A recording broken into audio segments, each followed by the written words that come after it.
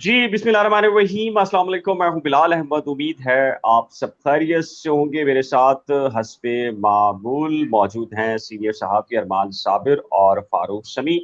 आज बड़ी डेवलपमेंट हुई है और एमकेएम लंदन से मुतल्लिक है, लेकिन ये डेवलपमेंट इस्लामाबाद हाई कोर्ट में हुई है, जहां पर एक नई दरखास्त या रिट पिटीशन दायर की गई फौरी समाज से मुतल्लिक। और ना सिर्फ समाअत हुई बल्कि नोटिस जारी हो गए और नोटिस के साथ साथ डायरेक्शन भी पहली समाअत पर जारी हो चुकी हैं वजारत खारजा को, वजारत दाखिला को और चेयरमैन नैब को। और इसके बाद ही जो कराची की सियासत है उसमें बहुत सारे हलकों के अंदर एक मरतबा फिर ये मामला जेर बहस आना शुरू हो चुका है। क्या कराची में या शहरी सिंध में या पूरे सिंध में या पाकिस्तान में कहीं हैलो की आवाज़ कहीं दोबारा से आ रही है, आने का कोई इम्कान है, कोई जगह बन रही है? और फिर एक बड़ा ही नुक्ता ये है कि क्या जिन कुव्वतों की जानिब से पाबंदी आयद की गई, वहाँ से क्या कोई इस तरह की चीज़ इशारा मिला है कि वहाँ से कोई बातचीत, मुज़ाकरात, गिव एंड टेक का कोई रास्ता निकाला हो? और क्या उनकी मर्ज़ी के बगैर या उनकी मर्ज़ी से कुछ मामलात कराची में या शहरी सिंध के अंदर हो रहे हैं या नहीं? तो अरमान भाई क्या कहेंगे आज की इस दरख्वास्त के ऊपर, और आपका तज़किया क्या कहता है? ज़रा थोड़ा-सा बताइएगा। फिलहाल ये आज फिर एक डेवलपमेंट हुई है और काफी अगर लोग इसको देख रहे हैं, इसको बारीक बीनी से भी देखा जा रहा है। और इसकी हाँ। अगली जो डेट है वो भी 12 अक्टूबर की है। जी, तो जी। जो नोटिस इशू की गए हैं, और 12 अक्टूबर जी, बहुत अहम डेट है। और 12 अक्टूबर जो है वो एक तारीखी तारीख भी एक जो है वो तारीखी हो चुकी है। तो उस अच्छा। पर भी अभी कोई तबसरा करना भी मैं तो नहीं समझता कि अभी करना चाहिए, क्योंकि मामला कोर्ट के अंदर है और कोर्ट ने जो है वो तारीख मुकर्रर की है। लेकिन इससे पहले ये कि ये जो पिटीशन फाइल की गई है या दायर की गई है, ये मामला वही है कि एडवोकेट जो अटॉर्नी जनरल हैं, जो अटॉर्नी जो है इनके, उनको इस बात की इजाज़त नहीं मिली थी कि वकालतनामा दाखिल करें। और ज़ाहिर है वो जब तक मुद्दे की सिग्नेचर ना हो या वेरीफाइड ना हो और डॉक्यूमेंट्स जो हैं वो टेस्टेड ना हो, क्योंकि ये बाहर हैं। मुद्दे जब बाहर होता है तो हाई कमीशन जो है उस मुल्क में जो होता है, वो पाकिस्तान का हाई कमीशन, वो उसको अटैच करता है। और अटैच करने के बाद जो है वो दस्तावेजात जो हैं वो असल करार दी जाती है। तो हुँ।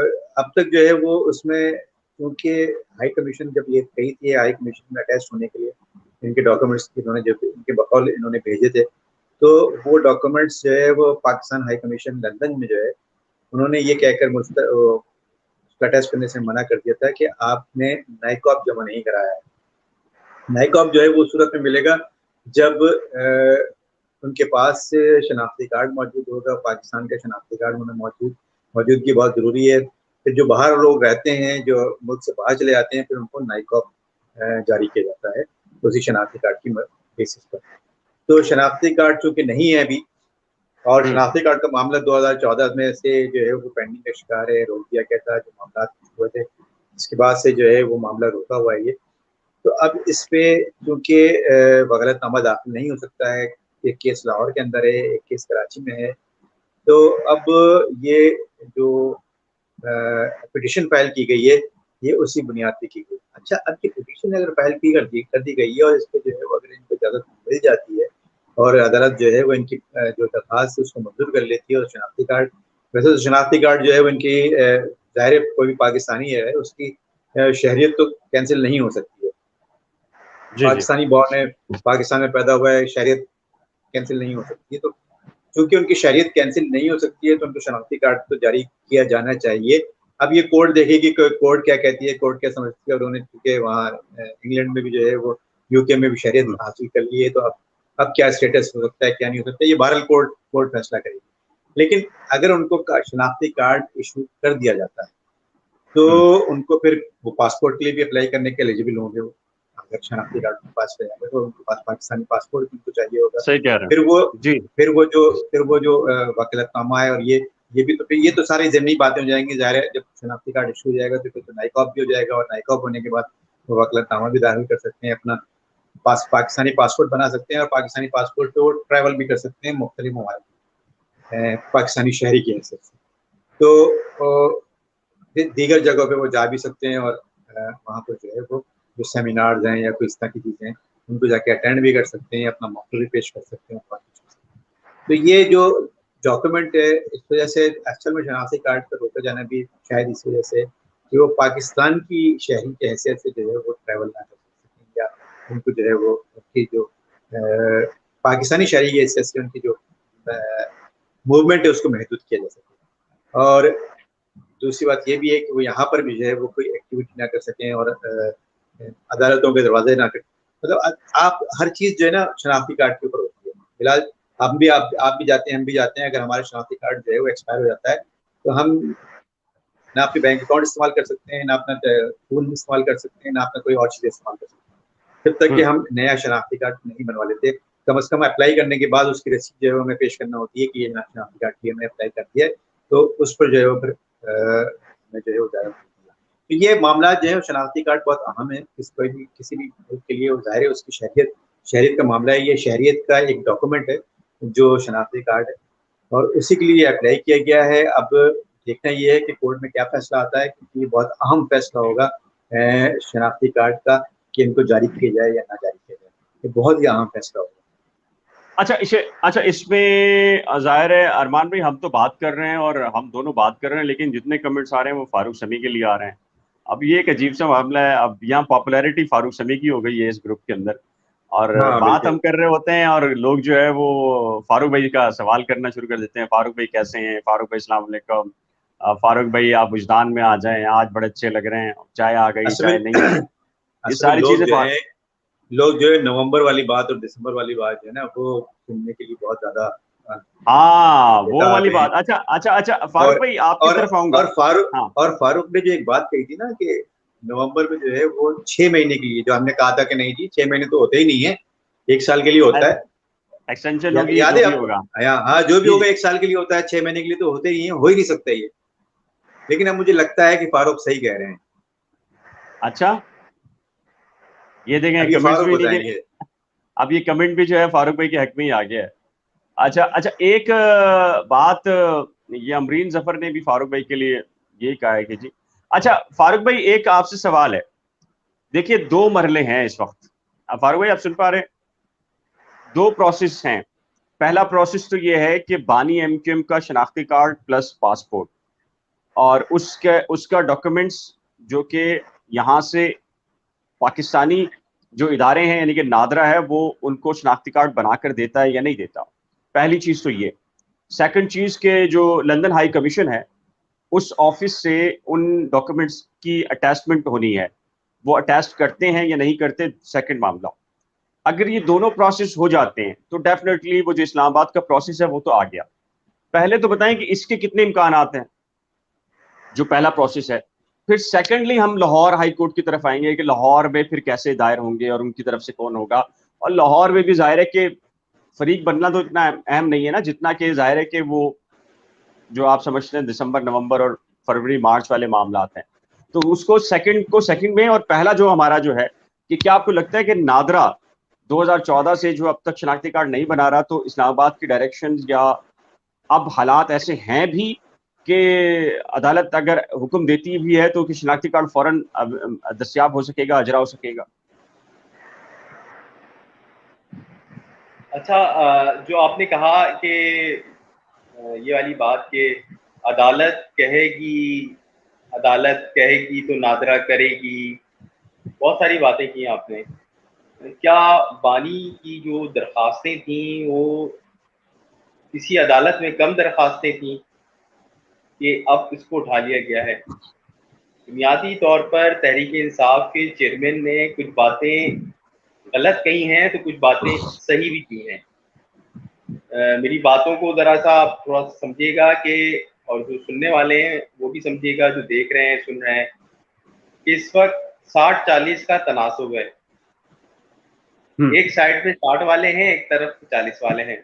सी सौ ठीक का है। गेम चल रहा है। सी सौ गेम ऐसा होता है कि बीच में एक दीवार होती है और दोनों तरफ दो पलड़े होते हैं, एक तरफ ठीक है। इधर जाता है, एक तरफ इधर जाता है, तो ऊपर नीचे हाँ। का गेम चल रहा है। और इस गेम के ऊपर जो आसाब, मैं पहले दिन से कह रहा हूँ, आसाब की लड़ाई में जीत जाएगा, जो खड़ा होगा वो कर लेगा, मात दे देगा। दूसरी ठीक चीज है। ये कि आज की जो प्रोसीडिंग्स हैं और आज के जो मामलात हैं, ये इसका टोटल क्रेडिट बानी मुत्तहिदा की उस टीम को जाता है जो इस मुश्किल वक्त में उनके साथ खड़ी हुई है। जो हम लोगों को देख रहे हैं, चाहे वो लंदन में बैठा हसान बट हो कोई, मैं उनसे कभी नहीं मिला हुआ, मैं उनको नहीं जानता, मैं एक बात कह रहा हूँ, मैं बता रहा हूँ जो लोग नजर आ रहे हैं, इसी तरह उनकी जो सोशल मीडिया टीम है, इसी तरह वो लोग जो कि इस मुश्किल वक्त में अदालतों के अंदर पेश हो रहे हैं, अदालतों में जा रहे हैं, मिसिंग हो रहे हैं, दीगर चीजें हैं, वो तमाम लोगों की ये बुनियादी तौर पे इन तमाम लोगों की स्ट्रगल है कि वो यहाँ पर अब तक खड़े हुए हैं। और उनकी स्ट्रगल के बायस अब इस्टेब्लिशमेंट ये सोचने पे मजबूर है, या वो लोग जो कि ये समझते हैं, फैसले करते हैं या फैसला साजी में अहम रोल रखते हैं, वो ये समझ रहे हैं कि यार इतनी आसानी से माइनस किसी को नहीं किया जा सकता। माजी में लोग माइनस होते थे तो लोगों के जब माइनस किया जाता था तो बहुत आसानी माइनस हो जाते थे। जुनेजो साहब आए, बहुत सारे लोग हैं, मेरी भी उम्र नहीं है कि मैं जुनेजो साहब का टाइम मुझे याद हो, लेकिन जुनेजो साहब आए, माइनस होगा, किसी को नहीं हुआ। इसी तरह जो शुजात साहब आए, चौधरी शुजात आजाद है, वो माइनस होकर साइड कर दिया, वजीर आजम बनाया, 45 दिन के लिए गए, बेच दिया, चले गए सब। अगर तहरीक इंसाफ के इमरान खान ने अगर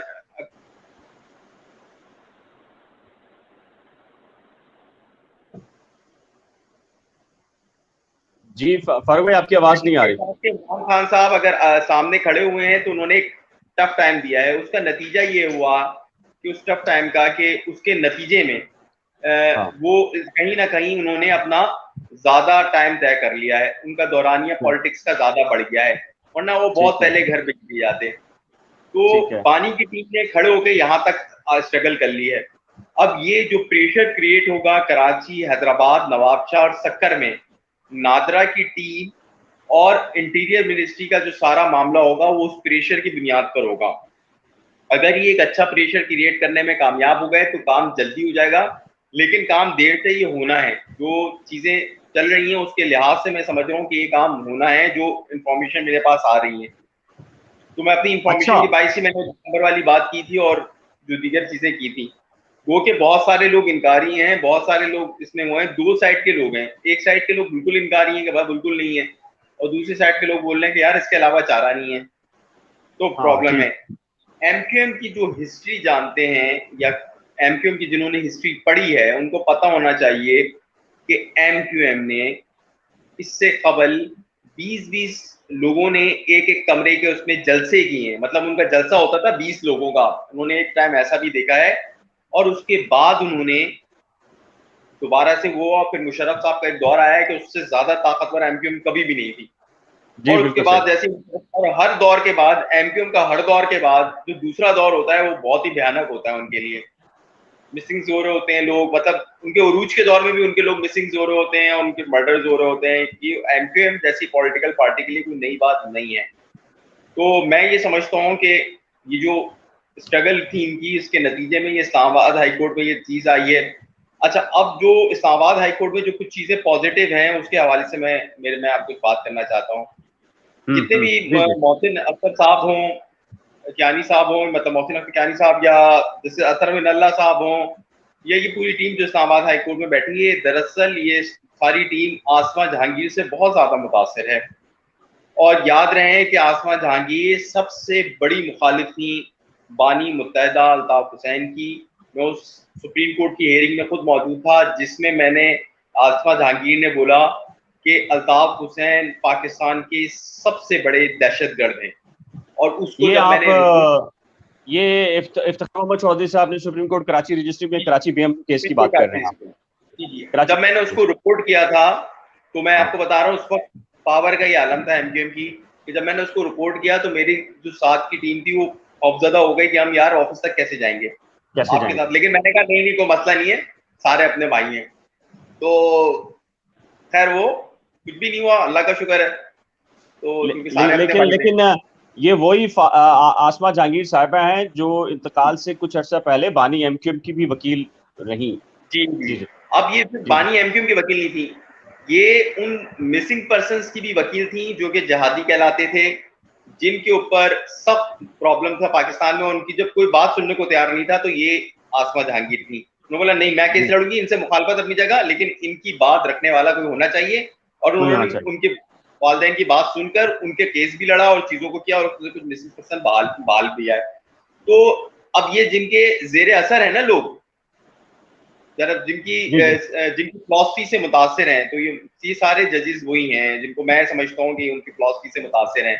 आसमा जहांगीर वैसे भी वकालत में बड़ा नाम थी, तो इस वजह से मैं ये समझ रहा हूँ कि यहाँ से बहुत ज्यादा फेवर मिलेगी। और अब अदालत के ऊपर मैं ये समझ रहा हूँ कि अखलाकी बुनियादों पर अदालत को ये सोचना पड़ेगा कि जहां हम इमरान खान को रिलीफ दे रहे हैं, मतलब कुछ भी हो, इमरान खान को बहुत रिलीफ मिला है, जहां शीरी मदारी को रिलीफ मिला है, जहां दीगर लोगों को रिलीफ मिला है, तो अगर अल्ताफ हुसैन को रिलीफ नहीं मिलता तो बात तो होगी ना, बात तो ये होगी कि भाई ये क्या क्या क्या क्या क्या क्या, तो बात तो होती है। और इन चीजों को मतलब जजमेंट्स को आवाम तो जज करती है, अपनी जजमेंट, हर जजमेंट को अदालत की आवाम अपनी नजर से जज करती है, तो ये एक बड़ा प्रेशर होगा। तो अब मैं ये समझता हूँ कि नहीं फारूक भाई बाकायदा जस्टिस मोहसिन अख्तर कयानी साहब ने जब मोमिन कंवर के वकील ने ये कहा कि जी लाहौर हाई कोर्ट ने ऐसी कोई डायरेक्शन नहीं दे रखी कि जी अब हम यानी कि बानी एमक्यूएम इस केस में अपने जो वकील हैं उनको तब्दील नहीं कर सकते, चूंकि आसमा जहांगीर साहबा अब दुनिया में नहीं रही और बानी एमक्यूएम जाहिर है कि उनके पास राइट है। तो जस्टिस मोहसिन अख्तर कयानी साहब ने यही कहा, ये आपका फंडामेंटल राइट है कि अगर आपका कोई केस है और उस केस में आप अगर पेश होना चाहते हैं और काउंसिल को इंगेज करना चाहते हैं, तब्दील करना चाहते हैं, तो ऐसी सच कोई डायरेक्शन नहीं है। तो ये तो जस्टिस मोहसिन अख्तर कयानी साहब ने भी यही कहा कि ये आपका फंडामेंटल राइट है कि आप अगर किसी केस में अपना दिफा करना चाहते हैं तो उसमें वकील करना आपका राइट है। जी फारूक, बिल्कुल यही जो चीजें हैं वो ये चीजें बता रही हैं कि अदालत का अब तक का बड़ा पॉजिटिव है। अगर देखें, एक चीज मैं और अरमान भाई ने बहुत संजीदगी से नोटिस की है कि जहां उनके लोग खड़े हैं, एमक्यूएम बानी मुत्तहिदा के साथ उनके खड़े हुए, लेकिन जो एक उनकी टीम थी जिसको बानी मुत्तहिदा ने तैयार किया था हर बंदे को अपने काम के लिए, बानी मुत्तहिदा ने अपनी टीम में जो लोग तैयार किए थे उनमें से जो एक बंदा काम का माहिर था उसको उस पर रखा था, अनीस खान खानी तंजीमी कमेटी और उन चीजों को देखते थे, उनके नीचे हम्माद सिद्दीकी थे, हर बंदा अपने काम का माहिर था। तो अब ये जो थे ना, जैसे मुस्तफा अजीजाबादी हैं, ये वो लोग हैं, ये जो काम इनसे अभी ये लोग ये इस वक्त घर पर मौला बने हुए ना, हर काम ये कर रहे हैं, लेकिन ये हर काम करने वाले लोग नहीं है। अभी हमारा जो इंटरेक्शन हुआ मुस्तफा अजीजाबादी से अरमान भाई का, इस पूरे सूरताल में हमने नोटिस किया कि जो चीज हम समझ रहे थे ना कि हम क्योंकि पॉलिटिकल पार्टी से निमटते रहते हैं, पॉलिटिकल पार्टीज के साथ हमारी इंटरेक्शन रहता है, तो हमें कुछ चीजों का आइडिया है कि ऐसी सूरताल में पॉलिटिकल पार्टी ने कैसे रिएक्शन देना होता है। तो मैंने और अरमान भाई ने डिस्कस किया कि उनका वो रिएक्शन मुस्तफा अजीजाबादी का उस तरह नहीं था जिस तरह हम तस्वुर कर रहे थे कि यार इनको फौरी तौर पर उनका फीडबैक होगा, ये यूं होगा ये यूं होगा, उन्होंने नहीं किया। तो ये चीजें भी समझने की है कि अगर इनकी टीम की तरफ से कोई बड़ा भंड नहीं हुआ, इन केस अगर इनकी टीम की तरफ से कोई बड़ा भंड नहीं हुआ, तो जैसे की चीजें मैंने रखी थी, मैं ये समझ रहा हूँ क्योंकि मेरी अपनी नहीं, मतलब जो सोर्सेज ने वो सारी चीजें फीड की थी या बताई थी कि यार ये यूं होने जा रहा है और ये यूं हो सकता है, तो मैं ये समझ रहा हूँ कि ये सारी चीजें सोर्सेज या बाबा जी वही बाबा जी सोर्सेज, अच्छा हमारी तो बाबा जी ना, हमें तो बाबा जी आते हैं खौफ में बता देते हैं बेटा ये होने जा रहा है, ठीक है, कभी आग दिखा देते हैं, कभी वो गुलाब जामुन भी दिखा देते हैं जो जैसे दीवाना कह रहे हैं, और कभी कुछ भी दिखा देते हैं। तो इतनी सी बात है जी, और हम तो सच्ची सच्ची बातें कर लेते हैं, अगर किसी को समझ ना आ रही है गुलाब मीठी अच्छा मैं इसमें थोड़ा सा रख दूं, जिन्होंने दिन भर हमारे, अगर अरमान भाई का व्लॉग नहीं देखा या फारूक भाई का नहीं देखा या मेरा नहीं देखा, या हम जो डिस्कशन कर रहे हैं इसमें देखें 3 बड़े फरीक हैं, एक वजारत खारजा है, एक वजारत दाखिला है और एक चेयरमैन नैब है। वजारत खारजा लंदन हाई कमीशन से उसको जज साहब ये कर सकते थे कि सिर्फ और सिर्फ, फारूक भाई आपने देखा है कि सिंध हाई कोर्ट में होता है तो पहली समात में जस्ट नोटिस होते हैं, लेकिन आज मोहसिन अख्तर कयानी साहब ने जो सीरियल नंबर 3 के ऊपर ये केस लगा था इस्लामाबाद हाई कोर्ट में, उसमें जस्ट नोटिस नहीं किए, उनमें डायरेक्शंस पास की हैं, उनमें डायरेक्शंस वजारत खारजा को ये की है कि आप लंदन हाई कमीशन से ये प्रोसेस के बारे में पूछ के बताएंगे कि वहां पर अगर डिले है तो उसकी बुनियादी रीजन क्या है, कानून क्या है, और कानून के तनाजुर के अंदर ये जो सारा मामला है इस बारे में अदालत को आगाह किया जाए। इसी तरीके से चेयरमैन नैब से ये कहा गया है कि आप 12 अक्टूबर को हमें ये बताएंगे कि ये एप्लीकेशन जो कि शनाख्ती कार्ड के अजरा से मुतल्लिक थी, कब आई है और क्या प्रोसेस हुआ है और कितनी कार्रवाई आगे बढ़ी है और क्यों डिले है इसमें। और वजारतें तो जो आप एक चीज जो करें, चेयरमैन नैब कर दिया आपने, वो चेयरमैन नादरा आप शायद सॉरी चेयरमैन नादरा जी।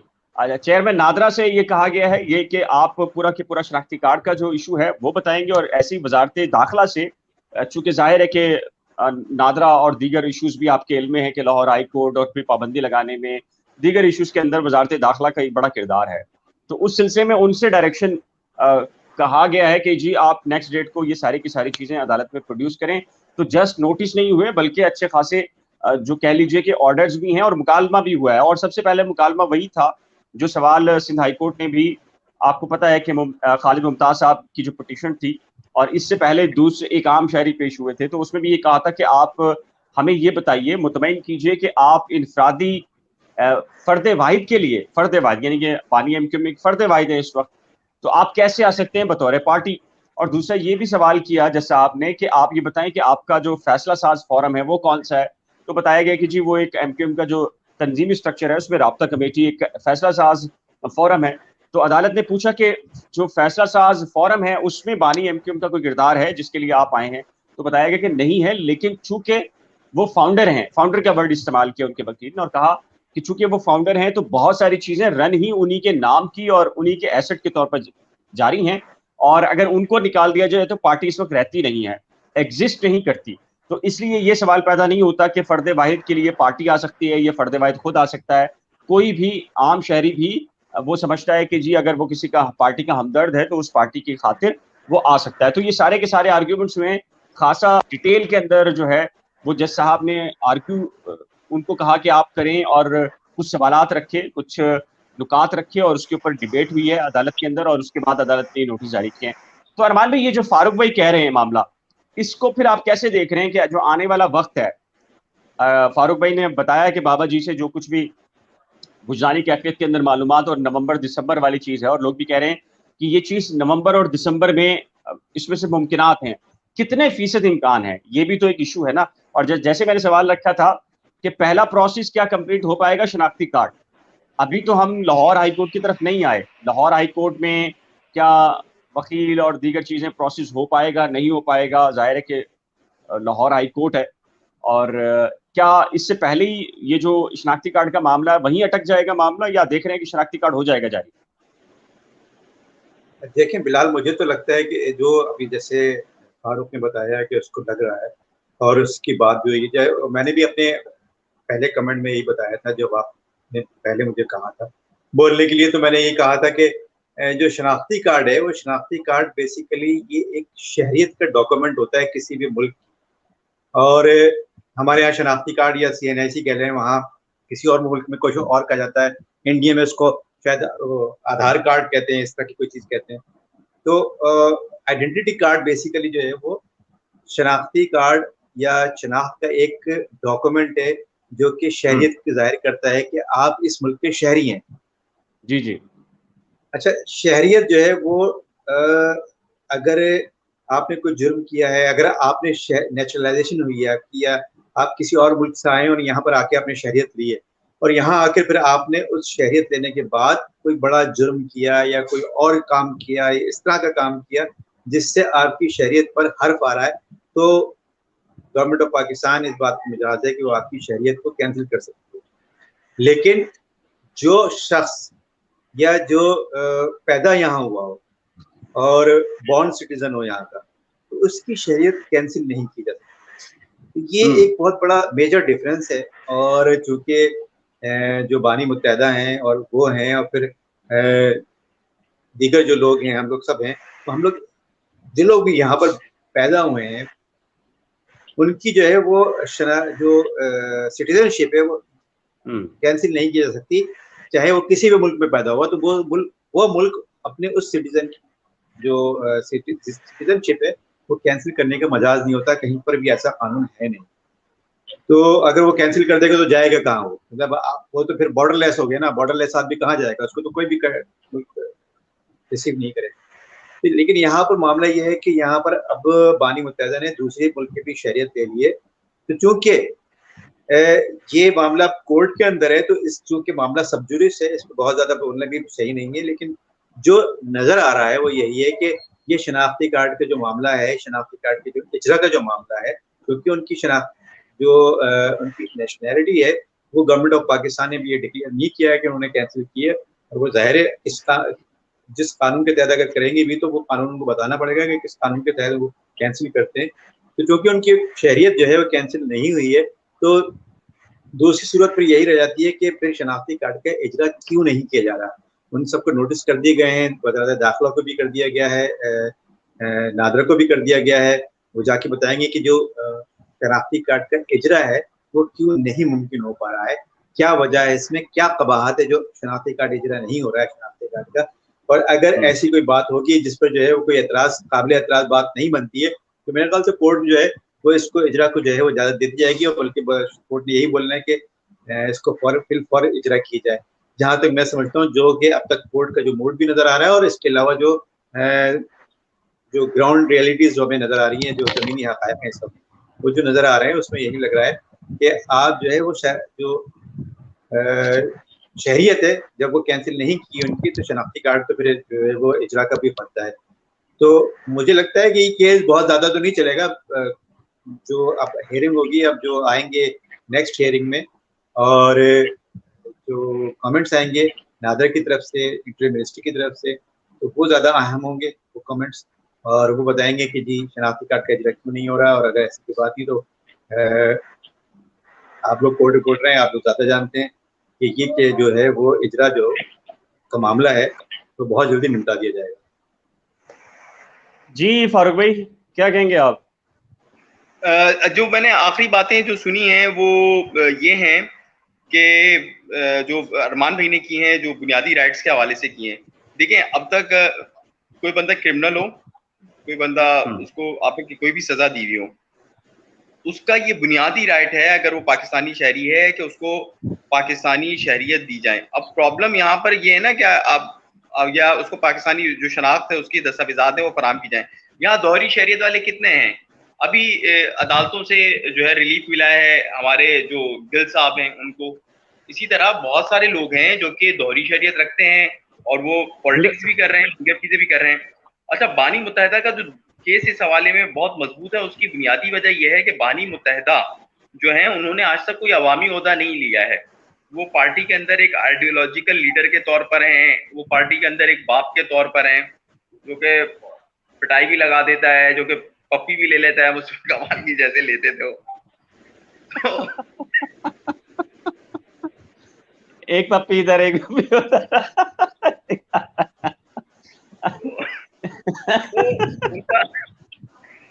ये लाइव सेशन में ये हो जाता है।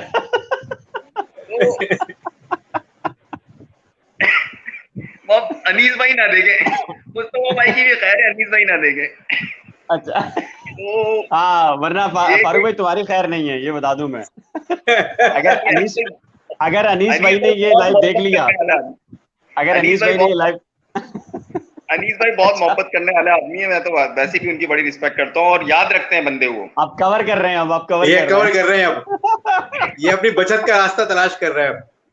नहीं नहीं नहीं नहीं नहीं नहीं, बचत का नहीं है, ये तो कभी जिंदगी में नहीं सोचा अरमान भाई। बहुत बहादुर नहीं है हम, लेकिन बुज़दिल भी नहीं है। नहीं, अनीस भाई अच्छे आदमी है। अनीस भाई बहुत प्यार करने वाले आदमी है। एनीवे, तो देखिए वो बुनियादी राइट्स था उनका जो पामाल हो रहा था। क्रिमिनल भी हो ना, उसके भी राइट्स होते हैं भाई, आप ये कैसे कह रहे हैं? अच्छा, अब ये जो क्वेश्चंस मैं देख रहा हूँ, अगर आप इजाजत दें तो बिलाल भाई मैं क्वेश्चंस पे बात कर लूं। जी जी जी जी जी। क्वेश्चंस मुसलसल चल रहे हो पीटीआई के प्रोटेस्ट की वजह से। आज पीटीआई का एक प्रोटेस्ट था, साथ में क्रिकेट मैच था, शहर बिल्कुल स्टक हुआ था। लेकिन ठीक है, जो उनका राइट है प्रोटेस्ट करना पीटीआई का। ये जो पीटीआई की पॉलिटिक्स है ना, अगर भाई आ गए तो यकीनी तौर पर पीटीआई की पॉलिटिक्स वो वाहिद सियासी जमात होगी जिसको सबसे ज्यादा डैमेज होगा। बिल्कुल, अगर किसी को सबसे ज्यादा डैमेज होगा इस शहर में, भाई की हेलो से भाई ने 2 मिनट भी बात कर ली ना इस शहर में, 2 मिनट, तो पीटीआई की पॉलिटिक्स डस्टबिन हो जाएगी। और उसके बाद दूसरा बड़ा फायदा होगा, मैं वो आपको तो दुरुस्त कह रहा हूँ। अच्छा ठीक है, जी जी मतलब मैं अपनी इस बात पे खड़ा होऊंगा। और ठीक है। दूसरा फायदा होगा, जिस दिन पीटीआई में जिस दिन बानी की तकरीर हुई, दूसरा फायदा ये होगा एएनपी के एमएल वली खान को। यहाँ पर हम्म। साइड पॉकेट्स में फिर एएनपी भी थोड़ी सी स्ट्रांग होगी, फिर सिस्टम रिपीट होना थोड़ा शुरू होगा। क्योंकि अभी जो एक सिस्टम बन रहा है, उस सिस्टम के अंदर चीजें बन रही हैं, उस सिस्टम के अंदर अभी जो आपने जो ऑपरेशन शुरू किया है, हाँ उस ऑपरेशन के बाद जो सिंध पुलिस ने ऑपरेशन शुरू किया है, जिसका आईजी का भी बयान आया था अवानों से मुतालिक, वहां हाँ, पर गिरफ्तारियां भी हुई हैं। हाँ जी जी। जी, वहां पर एएनपी किसी ना किसी तौर पर जो बिल्कुल ठंडी पड़ गई थी, वो एक्टिव होना शुरू हो गई है। ये तो भाई खतरनाक की नहीं होगा ये फारूक भाई? तो ये जो हम देखें ना, इस पूरे सिनेरियो में अगर ये वाला तनाजुर आता है, एक तरफ एमक्यूएम, फिर आप जैसे इशारा कर रहे हैं एएनपी, और वो फिर आपने हलीम आदिल शेख की खबर ब्रेक की थी, मुलाकात, ये फिर वो वाला सिनेरियो तो नहीं बन जाएगा खुदा न खास्ता, फिर हम उस नहीं तरफ नहीं नहीं चले जाएं? नहीं नहीं, ऐसा कुछ नहीं होना, ऐसा अच्छा कुछ नहीं ठीक है। होना। इस जी शहर जी। में अब दोबारा से वो वाली सूरत हाल नहीं हो पाएगी। और उसकी वजह ये कि ये इस अच्छा। शहर के लोग इस शहर के लोग खुद तैयार नहीं है। इस शहर के बिल्कुल। लोग खुद चाहते, और उन हालात के खुद लिए तो जो, कोई भी तैयार नहीं है, उनके हालात के लिए भी हाँ, कोई भी और तैयार नहीं जो है, कोई भी नहीं चाहता। बानी की टीम से बात हुई है, बानी की टीम के लोगों से मेरे राब्ते हैं, या क्योंकि यूनिवर्सिटी में कुछ फेलो रहे, कुछ साथ मेरा रहे, किसी कुछ का दोस्ती। मेरा किसी से राब्ता नहीं है, ये फारूक भाई आप ही के राब्ते हैं सारे। नहीं, राब्ते तो आपके भी हैं, ऐसा तो नहीं अच्छा। है। रात हर सहाफी का अगर किसी से राब्ता नहीं है तो फिर तो अफसोस की बात है, अच्छा। तो फिर इसमें ये सहाफी होने पर शुभ हो ये जाएगा। ये बिलाल जो है राह फरार क्यों अख्तियार कर रहा है फारूक? वो पुरानी आदत है। असल में बिलाल भी चाहते हैं मैं अपने मुंह से बताऊं कि यार बिलाल अहमद के बड़े राब्ते हैं, बिलाल अहमद ने वो खबर ब्रेक की, यार बिलाल अहमद ने बानी से मुताल्लिक वो खबर ब्रेक की। बिलाल भाई की ख्वाहिश ये है कि मैं बताऊं कि बिलाल भाई की जो व्लॉग की सीरीज है बानी के हवाले से, ये वो बहुत कम शुरू की है। अब इसे कहते हैं, बिलाल भाई ने जब दोस्त भाई के काम। ऊपर व्लॉग शुरू किया तो फिर सबको पीछे छोड़ दिया। वो बेचारे हमारे जो दोस्त जो कि सिर्फ भाई के लिए व्लॉग करते हैं, वो सारे पीछे रह गए। बिलाल भी सबसे आगे निकल गए, सब उनको पसंद करने। बिलाल भी ये बातें मुझसे सुनना चाहते हैं। ये नहीं, तो ये कहते हैं बारीक काम उतारना। तो इसमें सीधी सी बात है। इसका दूसरा नाम है बारीक काम उतारना। जी जी फारूक भाई। हाँ, मैं ये बता रहा हूँ कि ये देखिए, ये सिस्टम थोड़ा सा वो होगा, लेकिन जो हमारे जिन लोगों से राब्ते हैं, उनसे कभी भी बात होती है तो वो यही कहते हैं कि यार ये चीज नहीं है। अब जो भी होगी बहुत चीजें संभल के करनी पड़ेंगी, क्योंकि ये जो एक एस्टेब्लिशमेंट, या जो भी आप कह लें कि फैसला साज लोग अगर प्रेशर में आके किसी को एक्सेस दे रहे हैं, किसी को गुंजाइश दे रहे हैं कि यार ठीक है, तुम इतना आ जाओ, तुम इतना आगे आ जाओ, वो भी उनके लिए भी ये बात काबिले बर्दाश्त नहीं है। फिर सीपैक है और फिर दीगर चीजें हैं, तो ये चीज हो नहीं सकती। और शहर के अंदर किसी एक को इतना बड़ी पावर दे नहीं सकते कि शहर दे नहीं बस सकते। टोटली उनका हो जाए, बस ये और बात। नहीं, अब हो भी नहीं सकता, जो उसकी डायनामिक चेंज हुई है, वो कोई सिंगल पार्टी तो रूल नहीं कर सकती। लोग हो सकता है नाराज हो हमसे इस बात पे, तो अब सिंगल पार्टी तो उस तरह रूल नहीं कर सकती, वो कोई ना कोई आपको साथ कॉम्बिनेशन या ज्वाइंट अलायंस या इस तरह की कुछ चीज बनानी पड़ेगी आपको। जी ये सही लिखा है हमीदुल्लाह ने जो लिखा है, ऐसे ही है। तो खैर, जी जी। हम्म। हम इस पे बात कर रहे थे, तो मेरा हमें सिस्टम उसी तरह होगा। लेकिन ये एक बड़ी पेशरफ्त है। और मैं मेरी आज एक दोस्त से हमारे बात हो रही थी, और वो उनका ताल्लुक जो है, या वो बहुत उनके ज्यादा अच्छे राब्ते हैं उधर से, नहीं, लंदन वाले दोस्तों से। और अपना अरमान भाई भी उनको जानते हैं, हमारे मुश्तरका दोस्त भी हैं। तो मैंने उनसे पूछा कि कब आ रहे हैं तुम्हारे भाई निसार पवर हंसते हुए? तो हम मुस्कुराते रहते हैं, हंसते रहते हैं। तो उसने बोला नहीं यार, वो खुश हैं, कोई मसला नहीं है, हमें कोई फिक्र नहीं है। बस ये अफसोस है कि वो 23 दिन से अंदर है। लेकिन तो उससे आइडिया हुआ कि बस ठीक है। बट ठीक है, आपने अरमान भाई को भी जाते जाते रगड़ दिया, आपने अरमान भाई को भी लिया है सफ के अंदर। आप अरमान भाई इधर आ जाएं, आप भी इधर ही हैं। जी अरमान भाई, क्या नहीं नहीं, कहेंगे आप? अभी एक एक साहब से हमें रब्ता करना था, पता नहीं ये क्या खबर कह रहा है ये। आवाज नहीं आ रही आपको? हुआ ये, एक साहब से हमें रब्ता करना था, और अच्छा उन साहब जी से जी। हमारा राब्ते का कोई प्रॉब्लम आ रहा था। तो अच्छा अरमान भाई, हम लोग डिस्कस कर रहे थे, उन्होंने बोला यार राब्ता करना दूरी है। मैंने कहा अच्छा ठीक है। तो मैंने एक बंदे को नंबर मिलाया। तो वो अरमान भी का भी दोस्त है, हमारा भी दोस्त है। अरमान भी समझ गए ना, तो ये वही साहब थे जो कह रहे थे कि नहीं यार वो बस सब सेट है। अच्छा, सब सेट है। अच्छा अच्छा, अब अरमान भाई एक जाहिर है लोग एक्साइटेड भी हो सकते हैं, लोग मायूस भी हो सकते हैं, लोग मुख्तलिफ आरा होती है ना, हर आदमी अपने तरीके से सोचता है। मुझे तो फारूक भाई नवंबर दिसंबर की बात करें, लेकिन मेरे ख्याल से ये मामला थोड़ा सा लंबा जा रहा है। मैं जो देख रहा हूँ, मेरी राय जाती राय है, इख्तलाफ आप कर सकते हैं। जाहिर है कि सबसे पहला मामला तो शनाख्ती कार्ड के अजरा का है।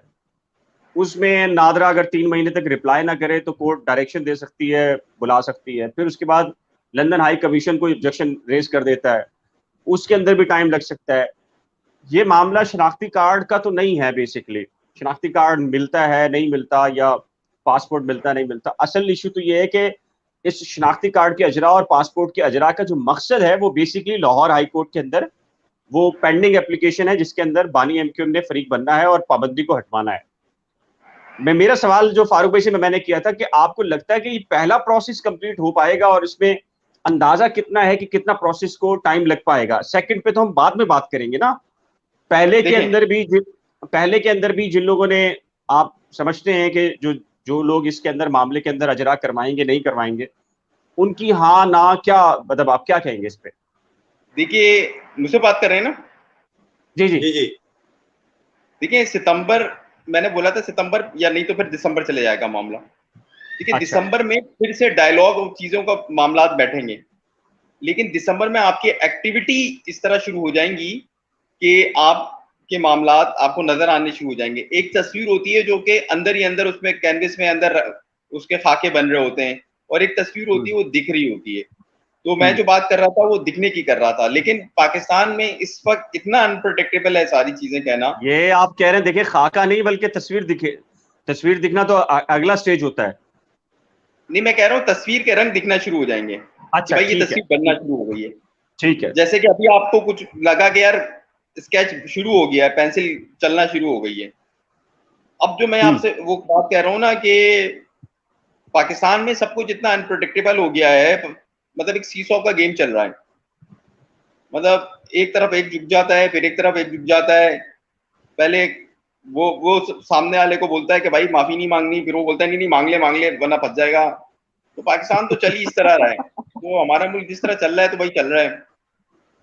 मतलब वो कहता है बशीरा शकीरे को कहता है ओए माफी नहीं मांग, वो सामने वाला अनीला बाजी बोलती है नहीं माफी मांगेगा तू, फिर बोलता है नहीं ये तो होगा, फिर बोलता है यार बशीरा बोलता है नहीं नहीं माफी मांग ले रास्ता कन्नी कतरा के निकल जा। तो फिर वो यही वाला मामला होता है। बचपन में उनके याद भी है हम लोग चोर पुलिस खेलते थे। अच्छा, मैं हाँ हाँ बचपन का हाँ। सुनाता हूँ। चोर पुलिस खेलते थे ना, तो कोई सबके पास टोपियां तो होती नहीं थी फौजी वाली, तो कुछ बच्चे ना शरारती होते थे। वो गली मोहल्लों के गली के जो गमले होते थे ना, गमले निकाल के नहीं सॉरी पौधे निकाल के गमला सर पे रख लेते थे, तो उसको हर कोई कमांडो बना होता था। तो कोशिश ये की जाती थी कि यार भागना नहीं है, मतलब जगह छोड़ के नहीं जानी, रास्ता निकालना है। तो पाकिस्तान की सियासत भी ना इस वक्त वही चल रही है, रास्ता निकालना है। अरमान भाई ये किस तरफ इशारा किया इन्होंने? यार ये पता नहीं क्या अजीब अजीब बातें करते रहते हैं। हमने तो, मुझे तो आवाज ही नहीं आई कि फारूक भाई ने कहा क्या है। मुझे तो, मैं ये हेलो हेलो करता रहा लेकिन मुझे आवाज ही नहीं आई क्या कहा है इन्होंने। मैं सुन ही नहीं रहा। अच्छा, पीछे टल्ली की आवाज भी आई है, कोई बेल बज रही है, कोई कुल्फी वाला जा रहा है फारूक भाई के हाँ, पीछे जाए। फारूक भाई ये कौन है? यार ये मूंगफली वाला है, आओ मूंगफलियां खिलाता हूं। खैर आपको भी मूंगफली खिलानी पड़ गई ना तो बड़ा मसला हो जाएगा। छोड़े कर इसको। अच्छा अच्छा, खैर तो आज बड़ा इंपॉर्टेंट दिन रहा इस सिलसिले में। जाहिर है कि एक पहले एक आम शहरी की एप्लीकेशन आना फारूक भाई, अरमान भाई, और उसका फिर जाहिर है कि दोबारा ना आना, और फिर खालिद मुमताज साहब की पिटीशन, फिर जाहिर है कि उसका प्रोसेस। लेकिन आज तो देखें, इन दोनों जो सिंध हाई कोर्ट में एप्लीकेशन थी ना, उसमें डायरेक्शन नहीं थी। आज जो एप्लीकेशन इस्लामाबाद हाई कोर्ट में थी, जस्टिस मोहसिन अख्तर कैरी साहब ने जिसकी हियरिंग की है, उसमें डायरेक्शंस आ गई हैं। तो अब जाहिर है कि इसमें जब डायरेक्शंस हैं तो 3 बड़े इंस्टीट्यूशन है पाकिस्तान के, महकमे हैं, जिसमें वजारत खारजा है, चेयरमैन नादरा है, फिर वजारत दाखिला है। अब इन तीनों से जो सवाल पूछा है या अदालत ने कहा है कि जी आप डॉक्यूमेंटेशन ले आएं, और साथ में ये भी कहा है कि बानी एमक्यूएम को अगर वो वकील चेंज करना चाहते हैं तो ये उनका बुनियादी राइट है और उनको दिया जाना चाहिए, तो फिर वो अगला प्रोसेस आएगा, उन पे से पाबंदी और सारी चीजें। तो आपको फारूक भाई कितना ये जो स्केच आप कह रहे थे अभी, कितना अर्सा हम इसको मजीद अगर चले तो ये मामला आप देख रहे हैं? फिर दोबारा से मैं ये सवाल बार बार कर रहा हूँ क्योंकि अरमान भाई से पूछो भाई, मैंने आज बहुत कुछ बोल दिया है। अच्छा, इनको अरमान में इनको एहसास हो गया है कि ये बहुत कुछ बोल गए हैं, लेकिन अब लाइव चला गया है। फारूक भाई लोगों ने सुन लिया है। देखिए बोला तो मैंने भी बहुत कुछ है, लेकिन वो जो है वो लपेट के बोला है। फारूक का मानना ये है कि फारूक साहब बोल देते हैं, उसके बाद फिर सोचते हैं कि यार ये बहुत ज्यादा बोल दिया। लेकिन मैं इसको डिलीट नहीं करूंगा, ये जो है ना, ये मैं इसको लाइव जा रहा है और मैं इसको बाद में अपलोड भी करूंगा, डिलीट नहीं करूंगा फारूक भाई, ये भी बता दूं। ये अरमान भाई एक बड़ा बिलाल एक बात और, हाँ, ये सब कुछ बोलने के बाद फिर बोलते हैं वो अरमान भाई मेरे साथ थे जब मैंने फोन किया था ना फलाने को, तो मेरे वो मेरे साथ। यार कंपनी में होनी चाहिए ना अरमान भाई। और ये असल में अरमान भाई ये वहां चाहते हैं वहां भी इनके साथ कंपनी हो, समझ रहे हैं आप? ये एक सवाल आया हुआ है गवर्नर सिंह की तैनाती के बारे में। ये तो गवर्नर सिंह, हाँ मेरी बात हुई थी असल में कल जो है वो मैंने खास तौर पर उनसे बात की थी अमीरुल्लाह साहब से, और उनसे पूछा था वो कि जो गवर्नर की तैनाती है वो अब तक क्यों नहीं हो रही है, और नसरीन जलील साहिबा जो हैं उनके आपने भेजी हुई है, और कामरान टेसूरी का भी नाम आ रहा है कि गवर्नर बनाने के लिए कि जी ना करें यार। जी, अरे भाई सुन तो यार। अच्छा, गवर्नर बनाने के लिए कामरान टेसूरी के भी नाम आ रहा है, और वो जहां से आ रहा है जाहिर है जहां से रुका हुआ है वहीं से आ रहा होगा यकीनन। तो एक जो है वो नाम ये भी है, और एक नाम जब नसरीन जलील साहब का नाम जिस वक्त जा रहा था उस वक्त एक नाम और भी था जो टेक्नोक्रेट्स में था, और आप जानते हैं, हम सब जानते हैं शहर की वो भी बड़ी बारूद शख्सियत हैं, उस वक्त उनका भी नाम था, और वो था उनका नाम है डॉक्टर जिनेश।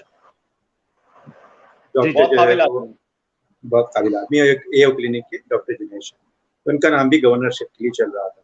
तो ये तमाम नाम थे, और अब जो है वो अभी भी जो है वो एमकेएम ये समझती है, एमकेएम पाकिस्तान जो है उन्होंने कहा है कि जी हमने जो है वो नसीम जलील साहिबा का नाम दिया हुआ है, 2 मरतबा दिया हुआ है, इसके अलावा भी जो है वो पार्टी में उनकी बहुत खिदमत है। तो हम चाहेंगे कि जो है वो मुख्तदर हल्के और जो लोग ये सुन रहे हैं हमें, वो जो है वो इस बात को समझें, और नसीम जलील का जो नोटिफिकेशन है उसको जारी करने में जो है उस पर अमल किया जाए। तो ये एमकेएम तो अभी भी यही चाह रही है कि नसीम जलील को ही गवर्नर सिंध होना चाहिए और ये मामला मज़ीद डिले नहीं होना चाहिए।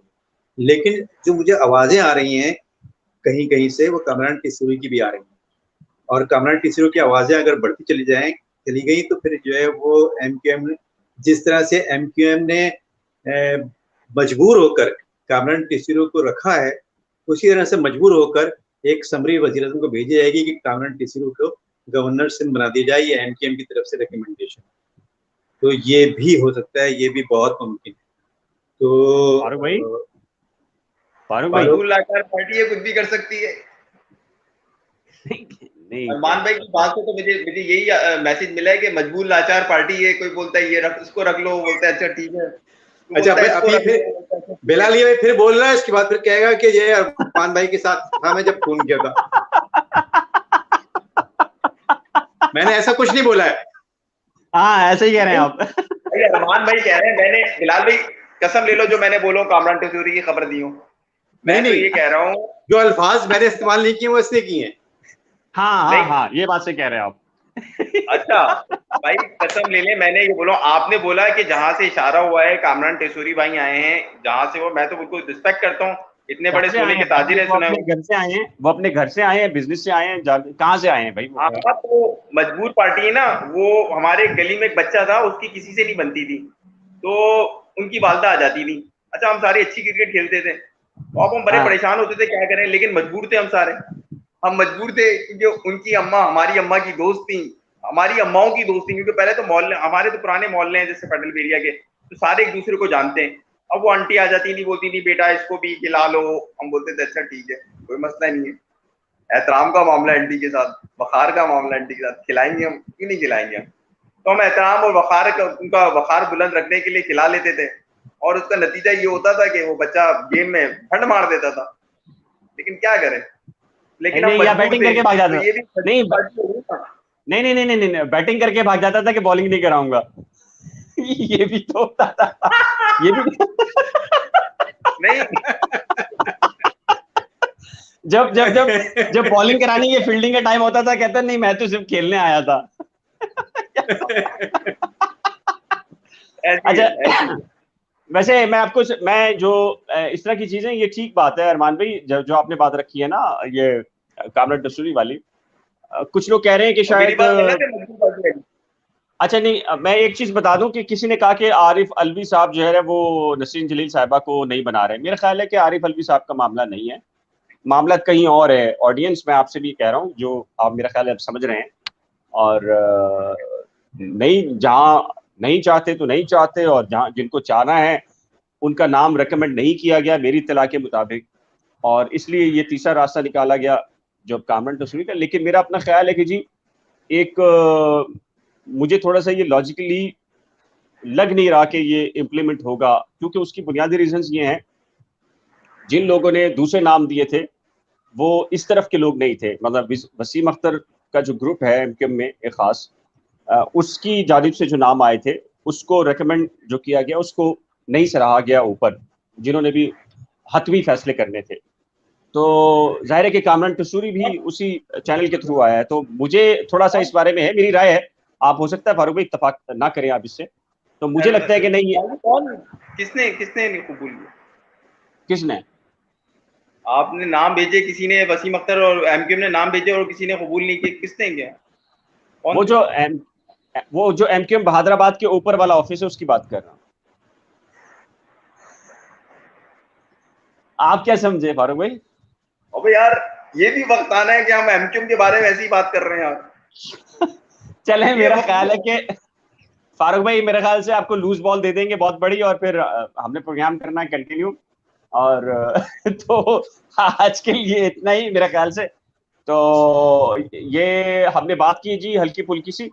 अच्छा, बहुत सारे लोग कह रहे हैं ट्रांसजेंडर के ऊपर जो लॉ बना है इसके ऊपर बात की जाए, और कल भी ये लोगों की राय आई थी, तो हम कोशिश करेंगे कल मैं इसके ऊपर जो लॉ आया है उसको भी स्टडी कर लूँ, और दीगर चीज़ें भी। तो हम कोशिश करेंगे कि जहाँ कराची की सियासत के ऊपर जो बात कर रहे हैं हम, और फिर उसके साथ ये वाले जो सोशल इश्यूज भी हैं, और एक मुसलमान कंट्री में इस किस्म का कानून बनना चाहिए नहीं बनना चाहिए, क्यों बना है, किसने बनवाया है, इसके पीछे एजेंडा क्या है, तो उस पर भी तफसील के साथ बात करेंगे इंशाल्लाह से जी। और बहुत बहुत शुक्रिया आप जो रेगुलर देखने वाले हैं या जिन्होंने आज देखा है। हम हल्के फुल्के अंदाज के अंदर पूरे जो पाकिस्तान की सियासत है, बिलखसूस सिंध की सियासत, और फिर उसके अंदर शहरी सिंध और फिर कराची की सियासत के हवाले से हम डेली ही बेसिस के ऊपर 10 बजे या 10 के करीब करीब, चूँकि ज़ाहिर है कि मुख्तलिफ इलाकों से हम लोग एक साथ जुड़े हुए होते हैं, कहीं लाइट का इशू है, कहीं ट्रैफिक के इशूज़ होते हैं, तो 10-15 मिनट हम आगे पीछे हो जाते हैं बहुत सारे इशूज़ की वजह से। तो वैसे हमारा जो स्टैंडर्ड टाइम है वो 10 बजे का है, और आप समझते हैं कि हमें किसी मौजू पर गुफ्तगू करनी चाहिए या हम नहीं कर पा रहे होते, तो आप निशानदेही करना चाहते हैं तो ज़रूर निशानदेही कीजिए जी। तो फारूक समी भाई का जो चैनल है यूट्यूब का वो रिपोर्टर्स 21 है, उसको सब्सक्राइब करना मत भूलिएगा। और फारूक भाई, अरमान भाई का जो है वो अरमान साबिर ब्लॉग के नाम से, और मेरा तो आप देख ही रहे हैं करंट अफेयर्स विद बिलाल। तो एक नए लाइव सेशन और ब्लॉग्स के साथ जल्द मिलेंगे, तब तक के लिए दीजिए इजाजत। खुदा। और आज के ब्लॉग खत्म होने पे सबसे ज्यादा खुश बिलाल भाई और अरमान भाई है। अल्लाह हाफिज जी। अल्लाह हाफिज।